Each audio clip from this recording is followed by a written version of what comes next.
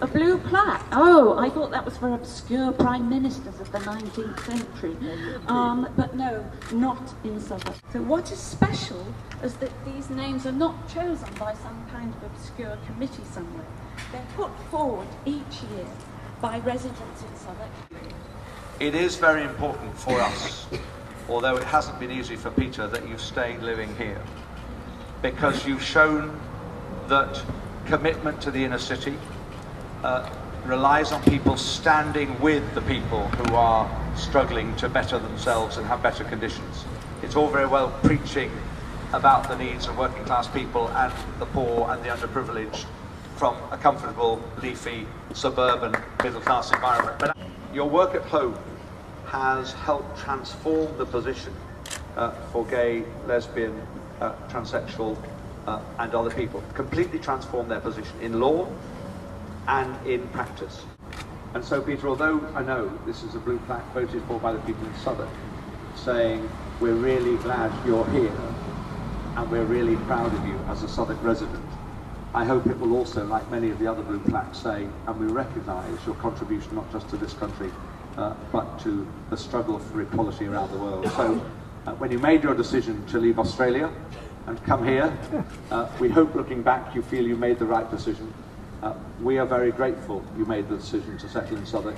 You have helped us have a reputation as one of the most enlightened, diverse and gay-friendly parts of Britain, and we hope that we will continue to honour your work and make sure that continues in all the remaining days that you and I have on this planet. Thank you very much.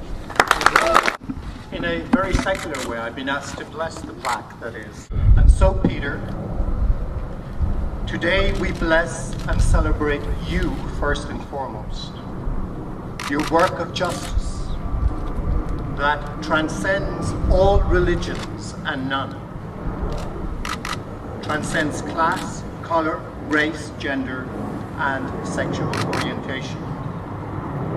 For you, Peter Tatchell, more than anyone we know, epitomise the God we believe in. Your humanity, your struggle, is to my mind a work of God. Thank you very much. Good morning, Ian McKellen, ex-Southwark resident, can I say? You're lost, Ian, you're lost. Just look at Peter today. I mean, he could be mistaken for a Calvin Klein model. I sometimes think of this noble profile and features that he looks a little bit of a tot.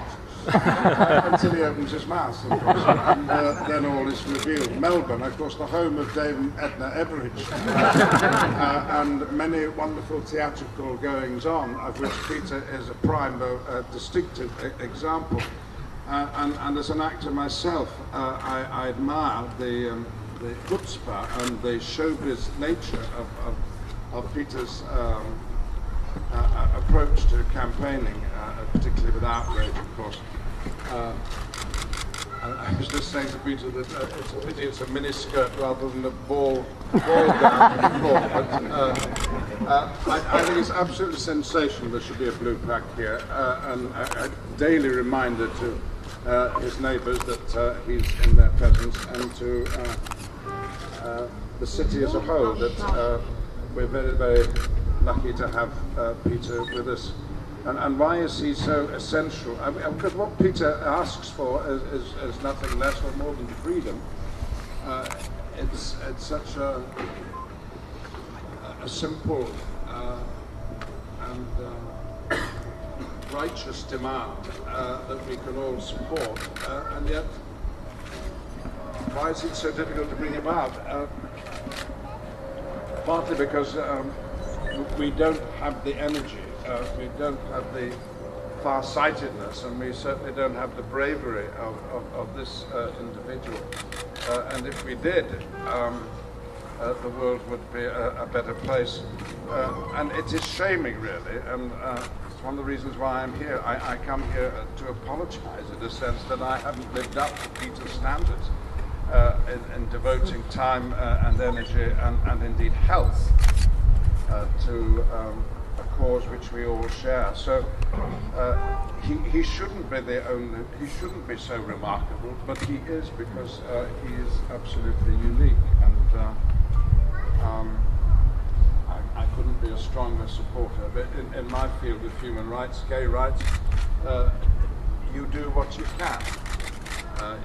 You give money. You write a letter. You argue it out with your friends. You go on a march. And on all those occasions you bump into Peter Tatchell. That's a good letter for you. So he's my hero, and to honour heroes is a good thing to do. Congratulations, Peter. I'm now going to pull down the miniskirt, and we'll see what lies on.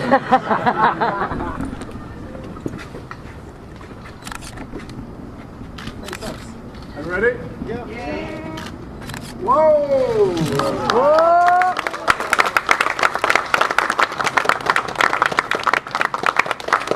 London Borough of Southwark, Peter Tatchell, born 1952, campaigner for human rights, gay freedom and social justice. Lived here. No, lives here. And voted by the people.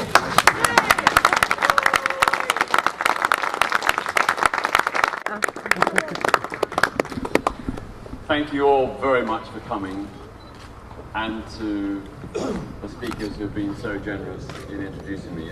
It's a great, great honour. I blush. I want to thank Southwark Council for organising this, in particular Samantha the High Taylor, who's put so much effort into making this happen. And of course, to express my extreme gratitude to all the people who voted for me. To be voted for by the people, to have this honour, is truly a great privilege, and I thank every one of them. I've got to say I'm gratified, but a bit embarrassed. Normally you only get blue plaques when you're dead. As you can see, I'm very much alive, and I'm hoping to carry on campaigning for another 30 years or more. Spare us. But there is much work to be done here and around the world. In this country we still have a ban on same-sex civil marriage. We still have a ban on gay and bisexual men donating blood, just to mention two of the unfinished campaigns for LGBT human rights. And of course internationally, you know, we have so many issues. This morning, 1,000 million people woke up with no safe, clean drinking water. You know, that is a blot on the conscience of humanity, that we allow that to happen when we can always find money for weapons and wars, but never, it seems, to cure and solve basic problems like safe, clean drinking water. Well said. I'm also really accepting this in large part as a tribute to the many people I've worked with over the years on the various campaigns. Although I've often been the front person, in fact and reality, it's been a collective team effort. When I look through the outrage years, I think of the literally hundreds of people who were involved in making those spectacular, gorgeous, wonderful protests happen. It wasn't just me, it really was a team effort. And I would pay tribute not just to everyone in outrage who was part of those campaigns, but of course on all the other campaigns for Zimbabwe, democracy, for human rights in Iran. There are so many people who also deserve great accolade and thanks, and I pay tribute to them now and accept this blue plaque in recognition of their contribution as well. I'm just one of millions around the world who are working to make a better world. And slowly and surely, cumulatively and collectively, we are changing the world for the better, and we will leave this world a better place than when we came into it. Thank you.